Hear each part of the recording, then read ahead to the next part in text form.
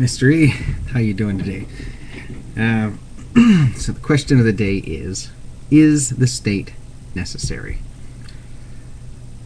Much as it pains me to use the word in this particular context, I'm going to say yes. I believe the state is necessary. However, I would like to go ahead and tack on an explanation of what I am defining as the word necessary.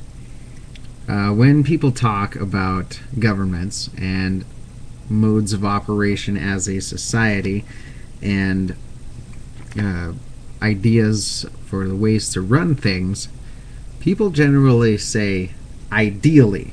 They're thinking ideally. That's what I would consider to be thinking in an idealistic mindset. And ideally, absolutely, I agree with the anarchistic type of idea that we don't need government. It's not necessary. Ideally, we would all do the right thing.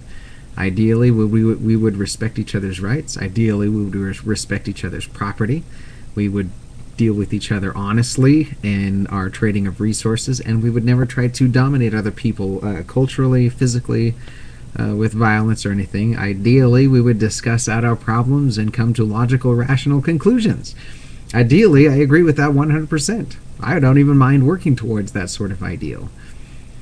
However, we do not live in anything that resembles an ideal word. That is why I would choose to answer the question, is government necessary, with the answer, yes.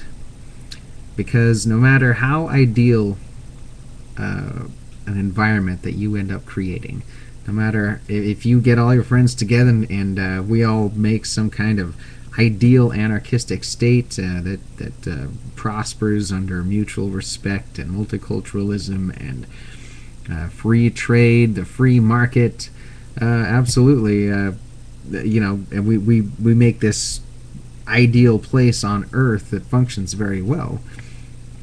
We are not going to be able to convince everybody to join in. We're not going to be able to convince everybody to sign on. And here's the biggie. This is what makes the state necessary. We are not going to be able to convince all outside elements from banding together and taking us over. We're not going to be able to convince everyone in the world to respect our rights and to respect our culture, no matter how good it is. So it's a practical statement when I say that the state is necessary. So yeah, and why it would be necessary then is to protect our individual freedoms, to protect our persons, our physical persons, to keep us safe from those who would do us harm. That is why I would consider the state to be necessary.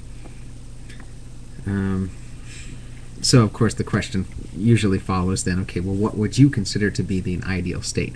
And I've seen a couple of people in your comments section post what they would consider to be the ideal state, and that was the one that America, United States of America, originally started off with. It was based under the system of the ideology of the common law. It's like, okay, we are all Americans, but we have a very strong common law, and that common law applies to every individual person. We all individually have the right to speak, the freedom of speech. We all have the individual right to keep and bear arms. We all have the individual right to not be treated like criminals if we haven't committed a crime. We have the right to be secure in our persons and property. It might sound like I'm running down the Bill of Rights because that's exactly what I'm trying to do. In the Constitution, it was supposed to set up a very strong individual common law that applies to everybody. Then, while we're all when we interact with each other, it's all on the basis of that common law. Everybody respects the common law. Everybody holds to it, acknowledges its merits and values, and we don't mess with each other because we're not given the power to do so by the government. And then what the federal government is supposed to be is a fairly small entity that protects us from everyone that does not respect our way of life. You know, somebody from the outside that wants to come in and end everything for us. The federal government is supposed to be there saying, okay, no, we're going to protect you from that with military. We're going to protect you from that sort of physical incursion into your life. That's what the ideal American government was supposed to be, which I believe that should be exactly what it is. Common law of everybody's shared rights, and everybody keeps their hands off of everybody else, and we have a strong unified presence to protect us from those who do not.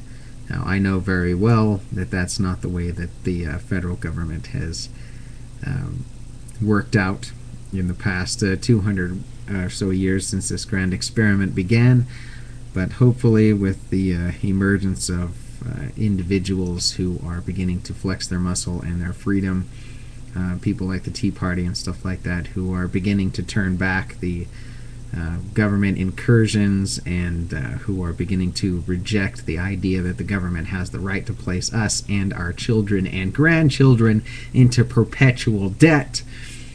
The more that people start talking about this in the United States of America, I think the closer or the better we'll be able to move back towards that ideal. So that's my ideal version of what a necessary state is. As far as the extremes that you were talking about, the extremes of anarchism and statism, I don't believe that those are viable options. Not because anarchism is somehow ignoble in what it does. I just don't think it's on a purely practical level very possible. I very much hold to the ideas within it. Indeed, the United States Constitution very much holds to a lot of the ideals in anarchism, self-rule. We are not supposed to elect rulers in my country. We are not supposed to be able to get to a point in my country where, as people have, used the state as a mere tool to beat down their fellow citizens. But we have gotten to that point. I will say that things are fairly bleak in the United States for that sort of thing.